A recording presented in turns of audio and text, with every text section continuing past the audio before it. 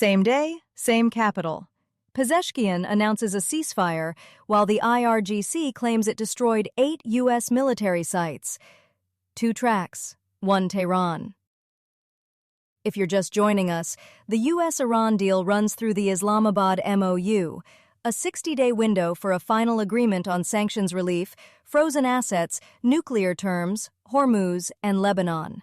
Coming in, it was already straining over a straight contradiction. Washington and Tehran were telling opposite stories about whether Iran ever agreed to let UN inspectors near the bombed nuclear sites. This is Iran War Daily. Strikes have resumed, inspectors are still locked out, and somehow there's a ceasefire with a price tag attached. We start with who's hitting who and who's paying for it. From Jana Chukir and Jasper Ward at the Globe and Mail. Iran and the U.S. continued their attacks in the Gulf, as each accused the other of violating an interim deal signed less than 2 weeks ago to end their 4-month-old war. Shortly after U.S. President Donald Trump warned the U.S. might militarily complete the job, Iran early on Sunday launched missiles and drones on U.S. military sites in Kuwait and Bahrain, continuing a series of escalating attacks. Reuters reports that both capitals now accuse each other of breaching the 14-point interim deal, and the answer to the accusation is missiles. Iran launched strikes on U.S. sites in Kuwait and Bahrain early Sunday, after Trump warned the U.S. might, his words, militarily complete the job. A tanker gets hit in Hormuz, and within hours, the U.S. strikes Iran again. That's the trigger right there. The Strait was the whole point of this deal, and it's the first thing back on fire. And the timing is what I keep coming back to. The agreement was signed less than 2 weeks ago, per the Globe and Mail. The ceasefire framework, remember, was supposed to buy a 60-day window. Instead, it's getting stress-tested with live ordnance before it's even settled in. 2 weeks. Hormuz moves about a fifth of the world's traded oil, and these two papered over it with a one-pager that couldn't even make it that long. I want the Lloyd's premium number this morning, because that tells me whether this is theater or the real thing. Here's News 18. Iranian President Masoud Pezeshkian announced the ceasefire agreement, leading to the removal of oil and petrochemical sanctions and the release of frozen assets. Pezeshkian confirmed $6 billion in Iranian funds held in Qatar would be returned, with efforts ongoing to secure the remaining $6 billion of a total $12 billion. Pezeshkian put a number on it this morning. $6 billion in Iranian funds held in Qatar would be returned, with what he calls efforts ongoing for the remaining $6 billion of a $12 billion total. He's tying all of it to the Switzerland frameworks and the Islamabad MOU, and he's repeating that Iran does not seek a nuclear weapon. That's the Iranian president's account. On the same morning, we opened the show with the U.S. and Iran trading strikes. 6 of 12, and the other half is efforts ongoing. Call it a down payment. Settlement comes when the rest clears. Somebody is holding that second tranche, and I want to know what they want for it. And he announces oil and petrochemical sanctions coming off. The same day the IRGC is bragging about hitting U.S. sites. You don't lift sanctions on a counterparty you're shooting at. One of those two messages is for the folks back home. Keep that split, Rich. The asset and sanctions track is Pezeshkian. The strikes are a separate claim from a separate part of the same government. 2 channels, 1 capital, 1 day. This one's from TASS.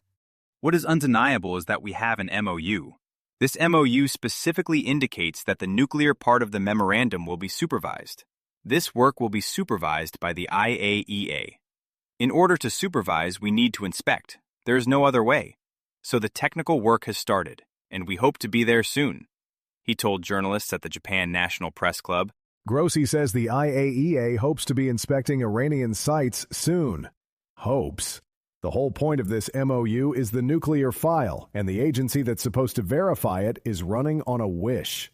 His exact words to the Japan National Press Club, there's an MOU. The nuclear part is supposed to be supervised by the IAEA. The technical work has started, and they hope to be there soon. That's the first thing Grossi's said publicly after weeks of silence on this, and that runs straight into the contradiction. Tehran has said no inspectors into Fordow, Natanz, or Isfahan until a final agreement. Grossi reads the MOU one way, Iran reads it another. In the same week, we've heard $6 billion and oil sanctions confirmed, but inspections are still aspirational. Right. Money's moving, sanctions are lifting, and the verification piece is on a sticky note. Grossi even says the highly enriched uranium is probably still where it was in June 2025, meaning nobody's laid eyes on it since the war started. So what exactly got traded for that $6 billion? He's careful on the stockpile, most likely where it was. He is inferring, not verifying, and he's flagging it that way. An inference on a uranium stockpile. After both sides spent today striking each other over alleged breaches of this same deal, the money moved, inspectors still haven't. This one's from Al Jazeera. The IRGC claims its forces destroyed 8 U.S. military sites in Kuwait and Bahrain, saying the attacks were retaliation for the recent U.S. strikes on Iranian facilities. The Strait of Hormuz remains under total Iranian control for the next 30 days, and any U.S. attacks will only exacerbate the precarious situation, Iranian Foreign Minister Abbas Araghchi warns. IRGC says 8 U.S. sites in Kuwait and Bahrain gone. We're talking about strikes in Gulf states hosting American bases. You just dragged Manama and Kuwait City into a war they were trying to stay out of. And that's an IRGC claim, Rich. 8 sites, according to Iran's own military, and we don't have U.S. corroboration in front of us. What we can say independently is that the Gulf Cooperation Council Secretary General condemned the strikes on Bahrain and Kuwait. Right, and Araghchi's out the same hour saying Hormuz stays under total Iranian control for 30 days. So which is it? Partner with the Gulf on security or hold their oil lane hostage for a month? Both, apparently, from the same foreign minister. Meanwhile, Axios reports Tehran and Washington resume technical talks in Qatar this week, a permanent end to the war on one track, strikes on Gulf bases on the other. If Iran War Daily helps you stay oriented, take a second to subscribe or leave a review wherever you're listening. It really helps other people find the show and follow the story with us. What we're watching next. U.S. and Iranian technical teams are expected back in Qatar this week for talks on a permanent end to the war. We've put links to every story from today's briefing in the show notes, so if one caught your ear, you can read more there. That's Iran War Daily for today. This is a Lantern podcast.